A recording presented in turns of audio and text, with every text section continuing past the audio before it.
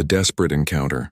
Elena Reyes huddled under the thin blanket in her makeshift shelter beneath the park bridge. The autumn chill seeped through her worn clothes. A harsh reminder of how far she had fallen. 5 years ago, she had been Dr. Elena Reyes, one of Boston's most promising surgeons. Now she was just another face among the city's homeless. She flexed her fingers, 10 in total, 5 on each hand, still graceful despite the roughness of street life. Those same hands had once performed delicate neural surgeries. Now they were reduced to accepting spare change and occasionally helping fellow homeless people with basic medical care. The sound of distress pulled Elena from her thoughts. A young man had collapsed near the fountain, clutching his chest. Without hesitation, she rose and hurried over, her 2 legs carrying her swiftly across the park. Several onlookers had gathered, but none knew what to do. "I'm a doctor," Elena said, kneeling beside him. Her 2 eyes quickly assessed his condition. Likely an asthma attack. "Does anyone have an inhaler?" A businessman watching from a bench approached, handing over an emergency inhaler. Elena administered it with practiced ease, and soon the young man's breathing normalized. "Thank you," the businessman said, observing her with interest. "You really are a doctor, aren't you?" Elena stood, brushing dirt from her clothes. "Was. Not anymore." "I'm Marcus Whitfield," he said, extending his hand. "And I think you might be exactly who I've been looking for." Elena laughed bitterly. "I doubt that. My daughter is dying," Marcus said simply. "Conventional medicine has failed her." Something in his voice, desperation wrapped in dignity, made Elena pause. She studied his face, the worry lines around his eyes, the sleepless shadows beneath them. "I'm sorry about your daughter, but I can't help you. I lost my license. Because of the addiction after your husband and son died in that car accident," Marcus replied. "I know who you are, Dr. Reyes. I've been researching unconventional medical practitioners for months." Elena stiffened. "You've been stalking me." "Searching for you," he corrected. "My daughter Zoe has a rare autonomic nervous system disorder. She's 16 and doctors give her less than a year. Before your troubles, you were pioneering treatment approaches for similar conditions." Rain began to fall. Gentle at first, but quickly intensifying. Marcus opened an umbrella, offering Elena shelter beneath it. "Come with me," he urged. "Just to talk. I have a car waiting. Food, hot coffee. You can walk away afterward if you choose." Elena hesitated, her arms, 2 perfectly functional limbs, wrapped protectively around herself. "Why would you trust someone like me with your daughter?" "Because you have nothing to lose," Marcus answered. And sometimes that's exactly the perspective needed to see solutions others miss. The rain fell harder. Elena looked at Marcus, really looked at him, and saw not just a wealthy man used to getting his way, but a father terrified of losing his child. "1 meal," she agreed finally, "and I'll look at her case. That's all I'm promising." Marcus nodded, relief flooding his features. "That's all I ask. For now." As they walked toward his waiting car, Elena wondered if this chance encounter might lead to her redemption or her final downfall. Reluctant trust. The Whitfield mansion sprawled across a private hillside, a stark contrast to Elena's recent accommodations. As Marcus led her through marble hallways to his home office, Elena felt like an intruder with her worn clothes and weathered hands. "These are Zoe's medical records," Marcus said, sliding a thick folder across his desk. Elena's 10 fingers, each one once steady enough for microsurgery, trembled slightly as she opened the file. Her 2 eyes scanned the documents with professional precision that hadn't abandoned her despite years on the streets. "Her symptoms are similar to Guillain-Barré, but the progression is unusual," Elena murmured. She paused at a brain scan. "This area here. Did anyone mention autonomic dysreflexia?" Marcus shook his head. "They've diagnosed her with everything from multiple sclerosis to psychosomatic disorder." "I'd need to examine her myself," Elena said cautiously. "She's upstairs," Marcus replied. "But first," he gestured to an adjoining bathroom. "You might want to clean up." 30 minutes later, showered and dressed in borrowed clothes, Elena felt more like her former self. Marcus introduced her to Zoe as a medical consultant, avoiding mention of Elena's past. Zoe lay in her bed, skin pale against dark hair. Despite her frailty, her 2 eyes held fierce intelligence. "Another doctor?" she asked skeptically. "Just a consultation," Elena assured her, noting the girl's rapid pulse and uneven pupil dilation. Her 2 arms moved methodically as she conducted a basic examination, noting responses that hadn't been documented in previous reports. Later, Elena confronted Marcus in the hallway. There's something the others missed. Her symptoms worsen after meals, suggesting a potential autoimmune response. I'd need to monitor her closely for a week to confirm. Stay, Marcus said immediately. The guest house is yours. I'm not licensed anymore. If something happened, no one else has even suggested a cause, Marcus interrupted. Please. Against her better judgment, Elena agreed. Days passed. Elena established a new treatment protocol, and Zoe showed subtle improvements. One evening, Elena found Marcus on the terrace staring into darkness. Why did you really choose this life? He asked as she joined him. After the accident, you had colleagues, resources. Elena's fingers gripped her mug tightly. Pain medication helped me function after losing them. Then it became the only thing that helped me function at all. Marcus's hand, his 5 fingers strong and warm, covered hers briefly. I understand loss. Zoe's mother abandoned us when her illness began. Couldn't handle it, she said. Their eyes met, mutual understanding passing between them. For a moment, the distance between their worlds seemed to narrow. I should check on Zoe, Elena said, breaking the moment. As she walked away, Marcus called after her. Elena, thank you for staying. She nodded without turning, unwilling to show the conflict in her expression. She was helping Zoe, yes, but getting dangerously close to caring about both Whitfields.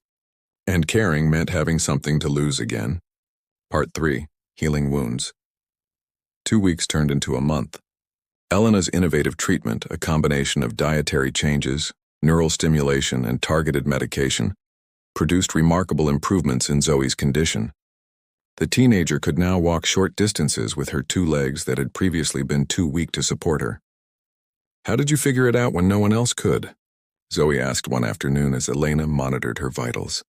Elena's fingers, all 10 of them moving with practiced precision, adjusted the equipment. Sometimes being outside the system lets you see what others miss. The conventional approach wasn't considering the interaction between your medication and certain proteins. Is that why you became homeless? Because you see things differently? Elena smiled sadly. No. I became homeless because I couldn't face my pain sober. Zoe reached out with one of her arms, her 5 fingers gently touching Elena's wrist. Dad says everyone deserves second chances. That evening, Elena found Marcus in his study, working late. When he saw her, his 2 eyes, warm brown with flecks of gold, lit up in a way that made her heart race. Zoe's latest tests show significant improvement, she reported, maintaining professional distance. Marcus stood, moving around his desk. Because of you. His voice held something beyond gratitude. I should go, Elena said, suddenly aware of how close they were standing. Where? Marcus asked softly. Back to the streets? I don't belong here. You could. His hand reached up, fingers brushing a strand of hair from her face. The touch sent electricity through Elena's body. Marcus, His lips found hers, gentle at first, then with growing intensity. Elena's arms, both of them acting with minds of their own, wrapped around him, pulling him closer. For a moment, she allowed herself to feel something other than pain or numbness. When they finally separated, breathing heavily, reality crashed back. This complicates things, she whispered. Life is complicated, he replied, his hand still resting at her waist. The moment shattered with the sound of breaking glass and Zoe's scream. They rushed upstairs to find her collapsed in the bathroom, seizing violently. Elena's training took over. Call an ambulance, she ordered, turning Zoe onto her side. Hours later at the hospital, Elena reviewed Zoe's charts with growing concern. What happened? Marcus demanded, his face haggard with worry. Her body's rejecting the treatment, Elena admitted, her shoulders sagging with defeat. The momentary happiness she'd allowed herself now seemed like a cruel joke. Or maybe I made a mistake, she added, the old craving for something to numb her rising like a tide. Maybe you shouldn't have trusted me after all. Breaking point. The hospital corridor buzzed with activity as specialists came and went from Zoe's room. Elena stood apart, her 2 eyes fixed on the monitors through the window, her 2 arms crossed defensively across her chest. Dr. Lowell wants to reverse my treatment protocol, she told Marcus when he returned with coffee. He thinks it triggered the seizure. And you disagree? Marcus handed her a cup. his 5 fingers brushing against hers in a touch that seemed both accidental and deliberate. "The seizure is a symptom, not a result of treatment," Elena insisted. "There's something else we're missing." A commotion at the nurse's station interrupted them. A woman with perfect blonde hair and expensive clothes demanding access to Zoe's room. "Vivian," Marcus muttered, tension evident in his jaw. "Who's that?" Elena asked. "Zoe's mother." His voice hardened. "Showing up now, of course." Vivian spotted them, her gaze narrowing at Elena before addressing Marcus. "Who's this? Another doctor? The last one didn't work out so well, did she?" Elena felt herself shrinking under the woman's critical assessment. "Elena has done more for Zoe in weeks than specialists did in years," Marcus defended. "Elena, not Dr. Elena?" "Interesting." Vivian's perfectly manicured hand, 5 fingers adorned with expensive rings, brushed imaginary lint from her sleeve. "I've consulted with Dr. Abrams in Switzerland. He's expecting us next week." "Zoe can't travel in this condition," Elena interjected. Vivian's smile didn't reach her eyes. "And you are qualified to make that determination how exactly?" Marcus stepped between them. "Elena stays involved in Zoe's care. That's non-negotiable." Later that night, while Vivian sat with Zoe, Elena pored over test results in the hospital library. Something in Zoe's blood work triggered a memory from her residency days. She called for additional tests, her heart racing with sudden understanding. At dawn, she burst into Zoe's room where Marcus dozed in a chair. "It's not autoimmune," she announced. "It's genetic. Specifically a rare variation of Ehlers-Danlos syndrome affecting her autonomic nervous system. The treatments were working until she developed a secondary infection that's been masking as treatment rejection." Marcus rubbed his tired eyes with his hands. "What does this mean?" "It means I know how to help her," Elena said.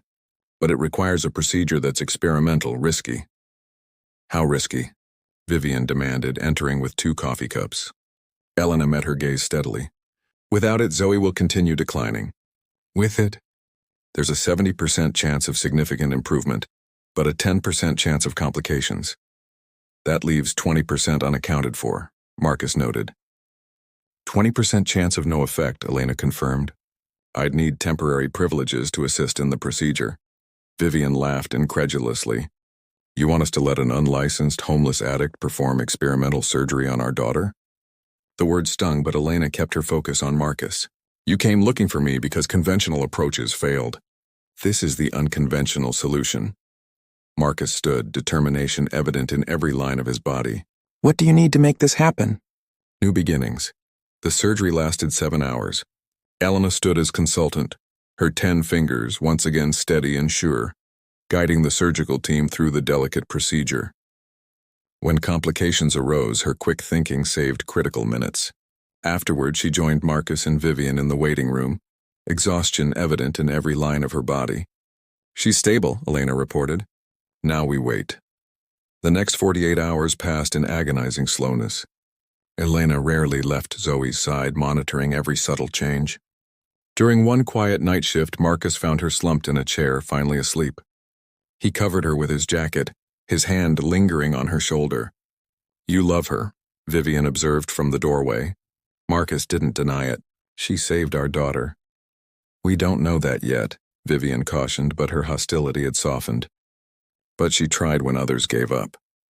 She studied Elena's sleeping form. Sometimes the most broken people are the best healers. On the 3rd day, Zoe opened her eyes, both of them clear and alert for the first time in months. "Did it work?" she whispered. Elena performed a quick examination, joy building with each positive sign. "Your nerve responses are normalizing. How do you feel?" "Hungry," Zoe answered, prompting tearful laughter from everyone. Recovery proceeded steadily. By week's end, specialists confirmed Elena's diagnosis and treatment had been correct. The hospital board, impressed by the case, offered to sponsor Elena's reinstatement hearing with the medical board. One evening, Elena found Marcus in the hospital garden. "Zoe's being discharged tomorrow," she said, sitting beside him. "And you? Where will you go?" His question held weight beyond the simple words. Elena looked down at her hands, 2 hands that had found purpose again. "The rehabilitation center offered me a position in their medical consultancy program while I worked toward reinstatement." Marcus's 2 arms enfolded her, pulling her close. That's wonderful. I'll be living on site for the first 6 months, she continued. Part of my recovery plan. I'll wait, he said simply. His 5 fingers intertwined with hers, a promise in the connection. This isn't a fairy tale, Elena warned. I'm still recovering. There will be hard days. And we'll face them together, Marcus assured her. All 3 of us. 3 months later, Elena stood nervously at the Whitfield front door, overnight bag in hand, her first weekend visit since beginning rehabilitation. Zoe opened the door, standing strong on her 2 legs, and threw her 2 arms around Elena. Welcome home, she whispered. Over the girl's shoulder, Elena saw Marcus waiting, his eyes both filled with love meeting hers. This wasn't the life she had planned, nor the one she had lost. It was something new, fragile, and precious. As she stepped over the threshold, Elena realized that sometimes healing others was the first step to healing yourself. And sometimes family wasn't what you lost, but what you found when you were brave enough to begin again.